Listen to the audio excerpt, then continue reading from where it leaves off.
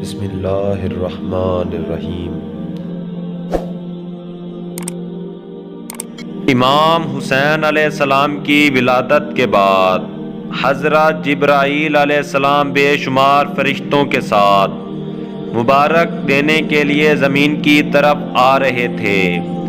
ناگہاں ان کی نظر زمین کے ایک غیر معروف طبقہ پر پڑی۔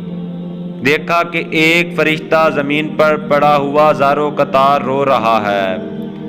آپ اس کے قریب گئے اور آپ نے اس سے ماجرا پوچھا۔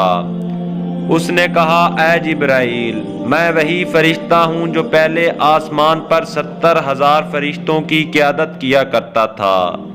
میرا نام فطرس ہے۔ جبرائیل نے پوچھا، تجھے کس جرم کی یہ سزا ملی ہے؟ اس نے عرض کی، مرضی معبود کے سمجھنے میں ایک پل کی دیری کی تھی، جس کی سزا یہ بھگت رہا ہوں۔ بالوں پر جل گئے ہیں، یہاں کنج تنہائی میں پڑا ہوں۔ اے جبرائیل، خدا را میری کچھ مدد کرو۔ ابھی جبرائیل جواب نہ دینے پائے تھے کہ اس نے سوال کیا، اے روح الامین، آپ کہاں جا رہے ہیں؟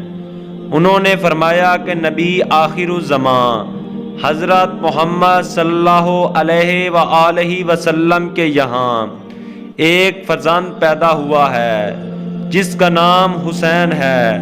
میں خدا کی طرف سے اس کی ادائے تہنیت کے لیے جا رہا ہوں۔ فطرس نے عرض کی، اے جبرائیل، خدا کے لیے مجھے اپنے ہمراہ لیتے چلو، مجھے اسی در سے شفا اور نجات مل سکتی ہے۔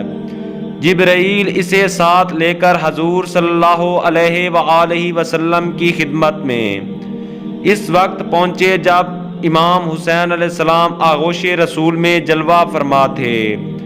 جبرائیل نے عرض حال کیا۔ سرور کائنات صلی اللہ علیہ وآلہ وسلم نے فرمایا، فطرس کے جسم کو حسین کے بدن سے مس کر دو، شفا ہو جائے گی۔ جبرائیل نے ایسا ہی کیا اور فطرس کے بالوں پر اسی طرح روئیدہ ہو گئے جس طرح پہلے تھے۔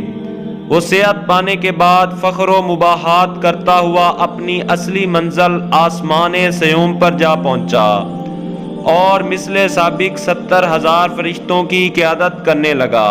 ایک وہ زمانہ آیا کہ جس میں امام حسین علیہ السلام نے شہادت پائی۔ جب فطرس کو حالات سے آگاہی ہوئی تو اس نے بارگاہ خدا میں عرض کی، مالک، مجھے اجازت دی جائے کہ میں زمین پر جا کر دشمنان حسین سے جنگ کروں۔